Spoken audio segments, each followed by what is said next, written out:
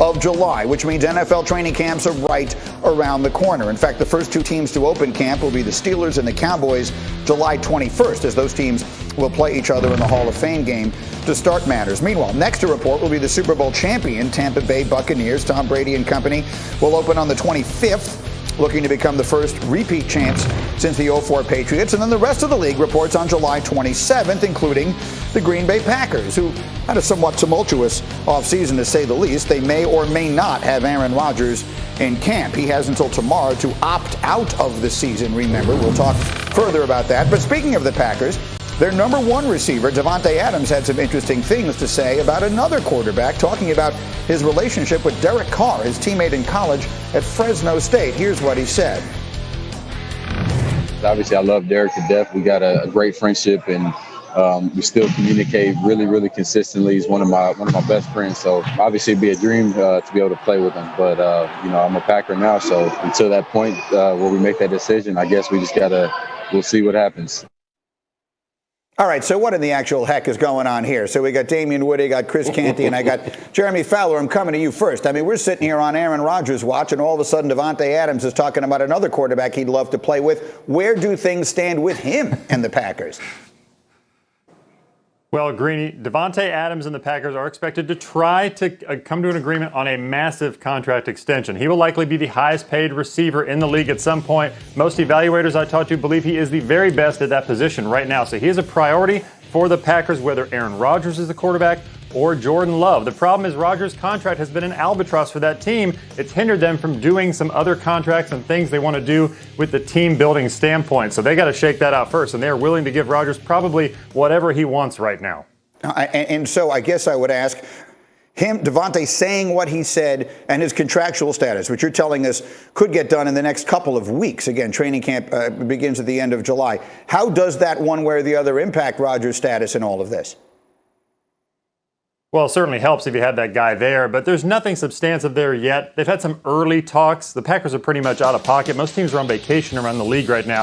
I think closer to training camp, this will come into focus for both Adams and Rodgers. Okay, so again, the training camp begins the 27th, so we're getting very, very close to this. So, D. Wood, I'll just ask you, because we're busy psychoanalyzing Aaron Rodgers from afar. It's been fun to do. We might as well continue to do it. Mm-hmm. So now you got Davante Adams saying what he's saying about his old college quarterback, Derek Carr. What do you think of that?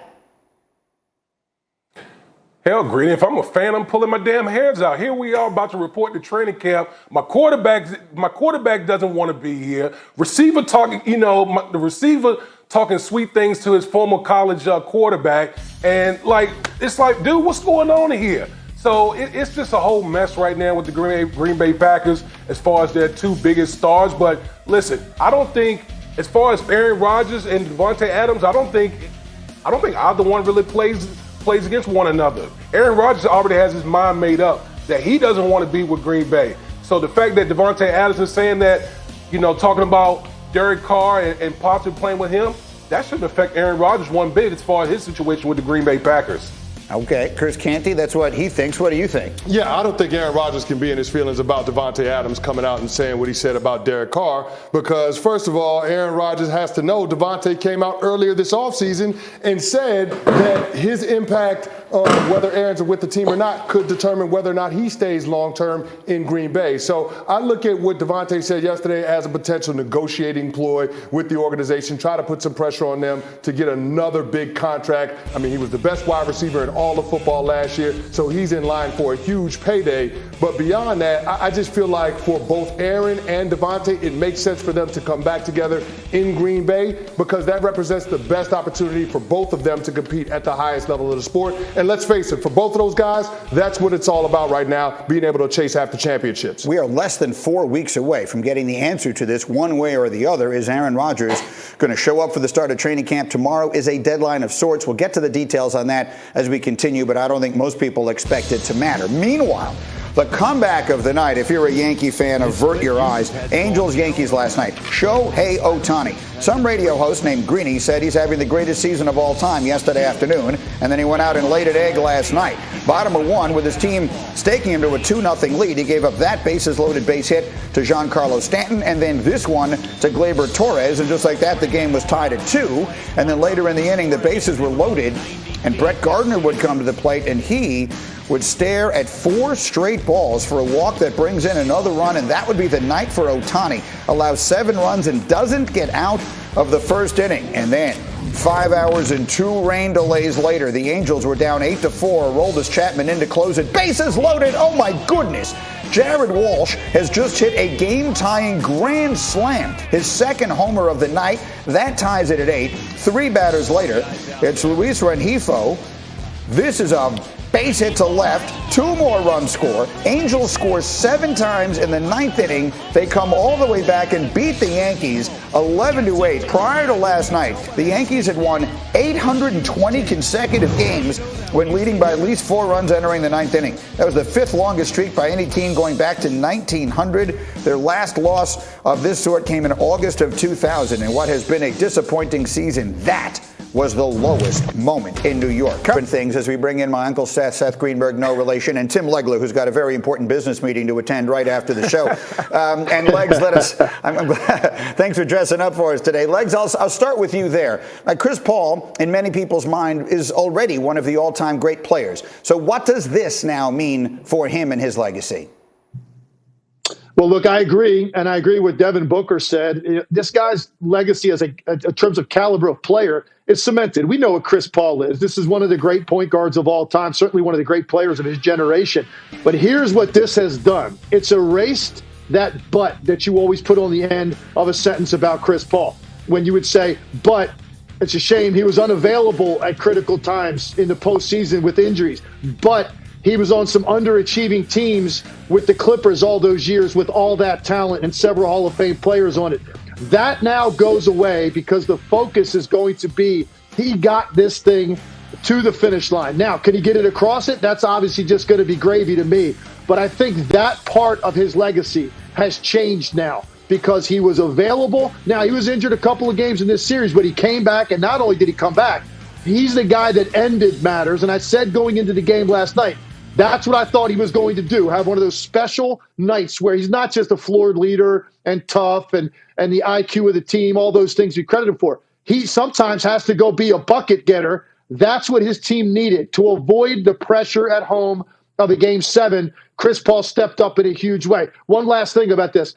Think about this. At one point, he was basically regarded with Darren Williams. It was a conversation, a debate. Who was the best point guard of that time in the NBA in their early to mid-20s? Darren Williams retired 4 years ago. Chris Paul is playing the best basketball of his career right now and the most meaningful games. He is playing his best. So that says a lot about what this guy has done, his longevity, his being able to stick with it this long, and now that butt can go away. He's now a guy that was available and played his best basketball when his team needed it and got a team to the finals that we didn't expect to be there.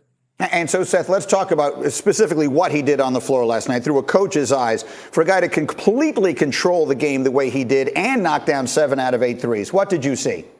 Well, first of all, Chris Paul is not a good leader. He's a great leader, and you saw it right there. You saw this basketball team. You know, you talk about all the teams that he's played on in his career.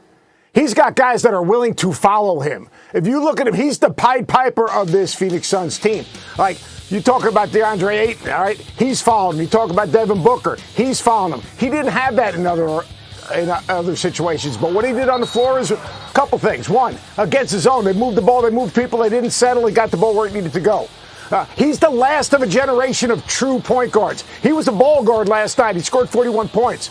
But he's the last of the true point guards, a playmaker, a guy that sets the table, a guy that gets others involved first and then gets himself involved. And then on the defensive end, you got to forget now, Chris Paul's been a 5-time first-team All-Defender. So he defends, he distributes, and he can score. But most importantly, I think his imprint on this team, and I don't know what you think, Legs, is what he does in the locker room. His leadership, getting those young guys to buy in. He's played with more talented teams that didn't get to the finals. But he's got this team to the finals because of his leadership. We'll have a lot of time this morning, guys, to get more deeply into this. But quickly, I would ask, are they the favorite in the final, Tim? They're waiting for either a banged-up Milwaukee or a banged-up Atlanta team, one way or the other. Do you think Phoenix is the favorite? I'm not sure this is the majority opinion, but they are for me. They'd be the favorite against either one of those teams. I think they're the most complete team. I think their role definition and acceptance is the best in the NBA. And I think right now, going through some adversity in this series, I think has made them battle-tested. I think they're the most complete team. They've had the cleanest sheet to this point. I would make them the favorite.